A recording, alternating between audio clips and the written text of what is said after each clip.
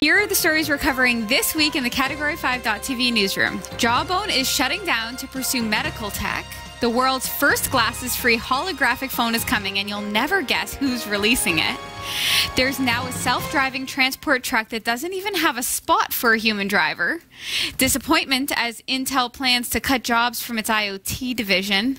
A German computer company is spinning a new version of Ubuntu to include on their computers. And update your Linux distro immediately. The GnuPG crypto library has been cracked.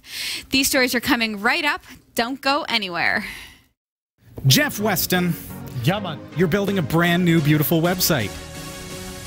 What? Aren't you? No. Am I? Oh, you're a terrible actor. What? This is where acting comes into play. Oh, I didn't know we were acting. You're supposed to act. Okay, fair enough. All right. I'm building a really cool website. Are you building a really cool website? You need hosting. One of the things about a hosting account is you don't want to have limitations put on your website. It's true. How much hard drive space do you have? How many email accounts? How many domains can point to it?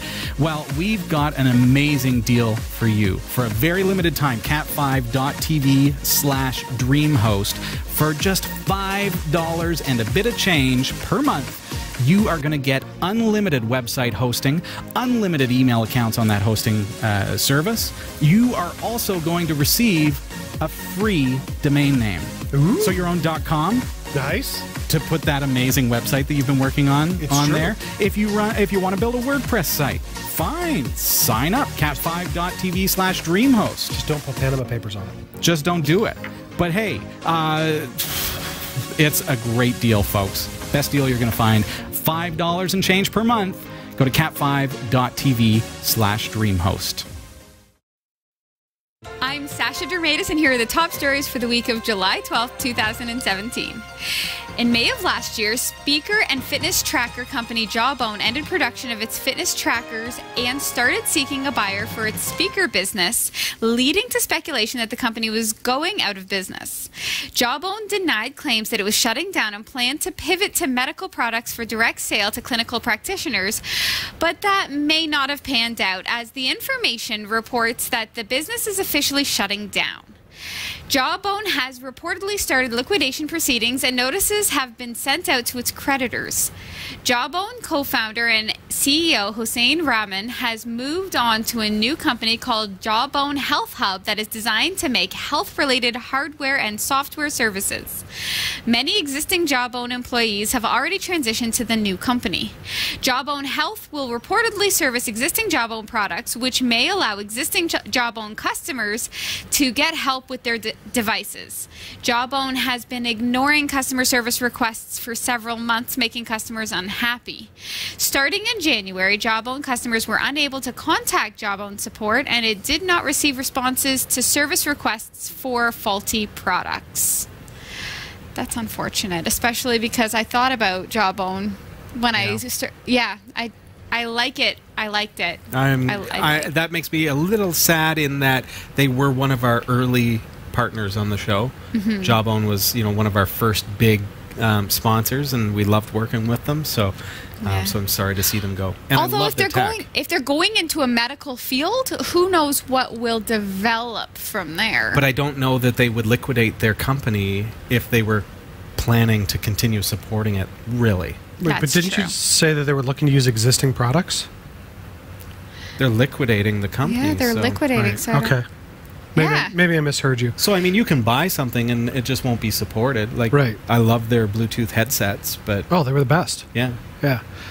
The one thing that I thought was interesting is their name is Jawbone and they're going to health. It almost sounds like this should be a dental company. Yeah, that's right. It stems from their original headsets. That's right, with a little...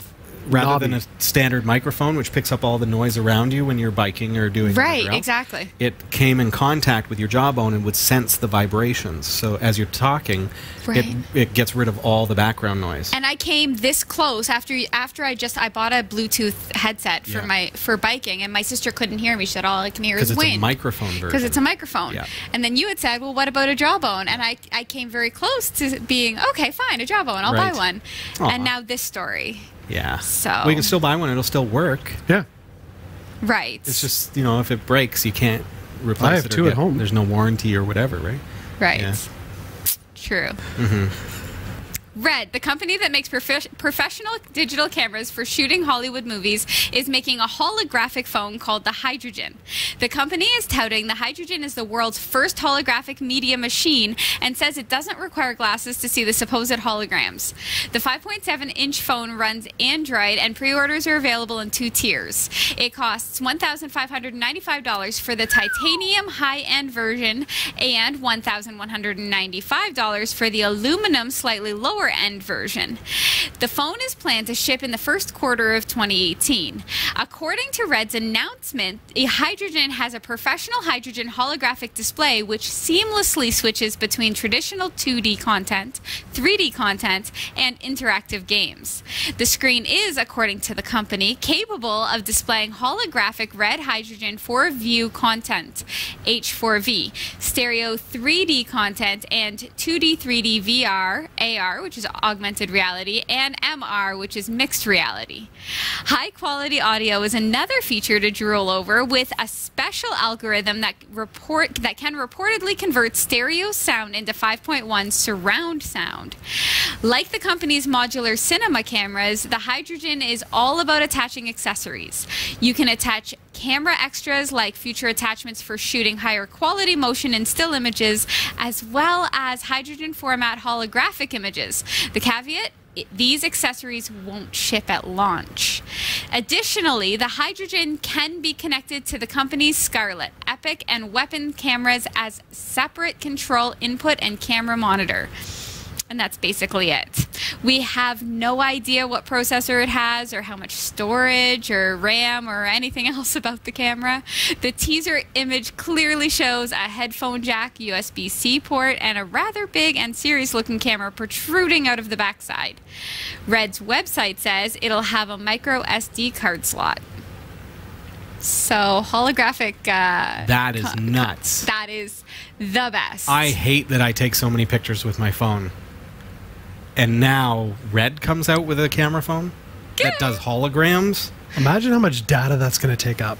Oh, yeah, it's got to have massive storage. But you consider Red is like the company that all the big movie makers use. Yeah. Yeah. Like, these are high-end cameras. You're talking base model, $30,000. Like, nuts. Really, that's not actually, even though that the price point seems a little bit steep, it's actually not that much money to have a holographic phone camera. Right. That's and it's it. bleeding edge and new tech. Yeah. So if it had happened the before money, September absolutely. 9th, then people could just watch me in real life get married. there you go. Right? I'd just be a hologram. You just have to get one in time so that they can.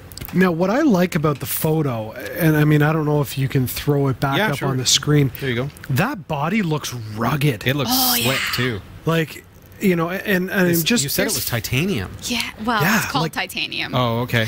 That's right. It's just a really shiny plastic. But, you know, like, it looks like a solid phone. And I don't know, yeah. maybe that's just designed to make it look cool. But It does. It But, I mean, works. even you can see the hexagon screws in there for the body. It's like, man, this thing is just going to withstand everything. That's a conversation starter. If you walked around with that phone in your hand, you would be the man. The boss. You're driving a Hummer. Probably. All right. You know what's going to be interesting about this, though? They keep doing this to me. I know, I'm sorry. It's because I keep having thoughts. This is going to now change the way that we do social media as well. Sure. Because you're going to have, like, say, for instance, Facebook. You're going to want to upload holographic images to Facebook. How is this going to factor in? Like, this is going to take the tech industry and social media and everything to a whole new level. Because it's going to force change. And what rolls out because of this? You'll never miss a major life event ever again, and pictures of people's meals will be incredible. Oh my! Chicken As if you went, floating above their phone. you went to that. Nice. Wow. Most experts believe the first industry to be upended by autonomous driving will be the trucking sector. What better use case for driverless technology than long-haul trucking, where most of the driving is confined to the highway? The Swedish startup Enride certainly buys into this vision. It recently unveiled a prototype of a self-driving truck that completely lacks a steering wheel, pedals, a windshield, and, well, the whole cab, really. The all-electric T-Pod is much shorter than your average traditional tractor-trailer, clocking in at just 23 feet long, which is likely due to the absence of the cabin. Einride says that the T-Pod will weigh 20 tons at full load, which is comparable to a Class 8 truck. The company says that the T-Pod can be controlled remotely by a human operator or can operate autonomously without human intervention. Einride says that it aims to deliver a complete transport system between Gothenburg to Helsingborg by 2020. This transport system will involve 200 T-Pods with associated charging stations on the route. The system's first route will have a capacity of up to 2 million pallets per year. The full-scale prototype was on hand last week at a week-long Swedish political event which took place on the island of Gotland. That is really great for everyone, except for perhaps long-haul truckers. But I will say, working in the chiropractic industry, they really suffer because of their jobs. Oh, sure. So if they could find a healthier profession and somebody else can do that back-breaking, literally, job, that would be perfect. See, and I'm thinking of, you know, if they roll this out into other countries, like take, for instance, the issues that we're starting to hear about with, you know, the sensors where it's, you know, maybe not able to pick up light or something, or you've got animals on the road. How is this going to affect insurance liability if, as a trucker, what happens if your truck goes off the road and all of that product is lost? Where does that play into it? You know, there's things that definitely come with it, but very, very interesting. Very neat, eh? I could see a fleet of this kind of thing. Yeah. Right. Like, and then where does it end? Like, trains would be next, I guess, and yeah, like it just makes sense because you think about, like, a long haul driver is really driving in a straight line for hours and hours at the same speed in a lot of cases, unless you hit traffic, but away really, from family and yeah. But you're just driving. Yeah, it's you not might as well. It's not like you're in and out of traffic. No, you're pretty much just driving in a straight line. Imagine Right? somebody Am I at right? the border control, you know, between countries, and truck rolls up, and I need to see your papers, please. They'd have it all taken. They probably have to scan a barcode and the papers upload or something. Yeah. Yeah, but it makes me wonder if it's to be, you know, only local shipping within a confined country, unless you've got open borders like you would have in the EU. Right. So, We'll interesting. have to see. Interesting indeed. Intel is shedding nearly 140 staff from its Internet of Things business lines. The layoffs were probably inevitable since during June, Intel discontinued 3 of its IoT product lines, the Joule, Edison, and Galileo compute modules and boards. Those 3 boards were once the flagships for Chipzilla's pitch to the wearable and maker markets. The Silicon Valley Business Journal says 100 of the layoffs will be in Santa Clara. Another 40 staff will be cut in the company's office in Leixlip, Ireland.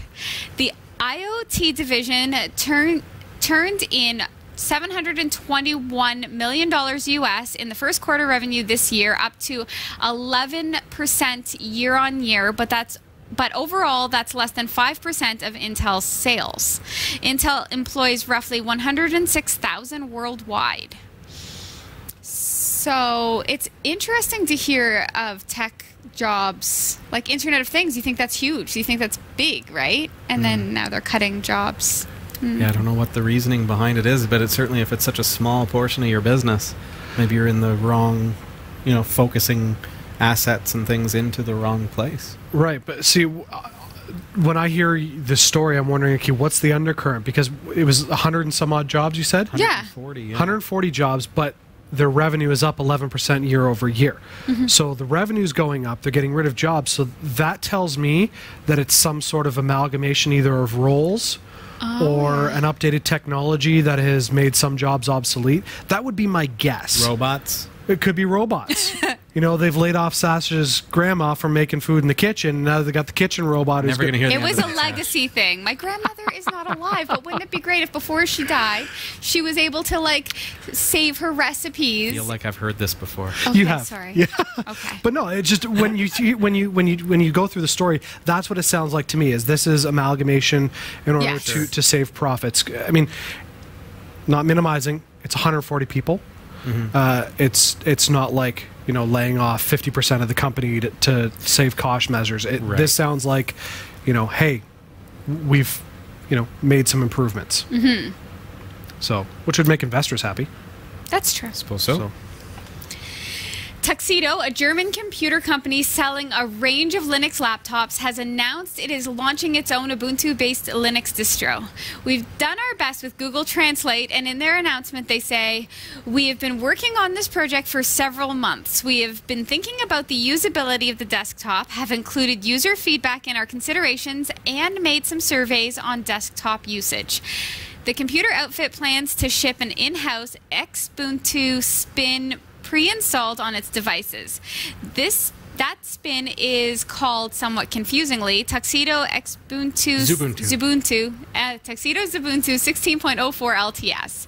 They say what we have done is deliver a desktop that is strongly adapted to the needs of our users with our own theme, own icons, own boot logo, and the latest firmware, the latest NVIDIA drivers if necessary, and Linux kernel 4.11 pre-installed. Wow. Yeah, not to mention our configuration adjustments on Grub and optimizations to other system relevant files. This modified image is said to deliver a much lower memory usage, lower even than Ubuntu Mate, and improved battery life. Hard to imagine, but the company tested its Infinity Book Pro 13 with Linux Mint 18.1, which gave a battery life of 6 hours, and its Ubuntu fork, which saw the Ultrabook last almost twice as long, clocking up nearly 12 hours. That's unreal. That is crazy.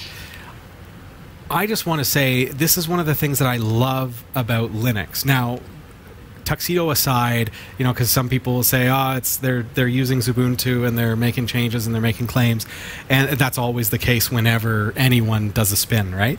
But fact is, they can take the operating system, spin it to their own branding, do changes to it, improve it. For those who aren't aware of what Sasha's saying there, this is pretty bleeding edge. Like, they've got the brand new cutting edge kernel in there. Like, yeah, and so you know it's pretty up to date as far as that goes. But I love that Linux and Linux users can do that.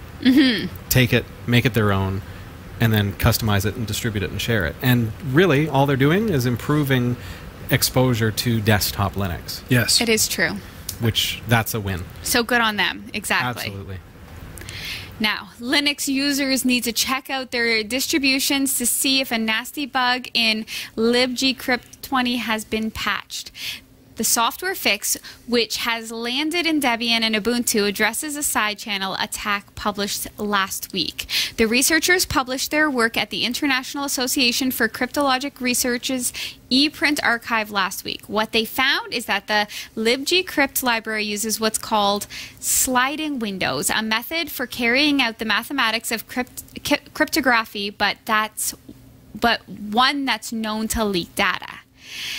The researchers looked at the left-to-right sliding window calculation in libgcrypt, in which the sliding window data leak was tolerated because it was believed only part of the key was recoverable.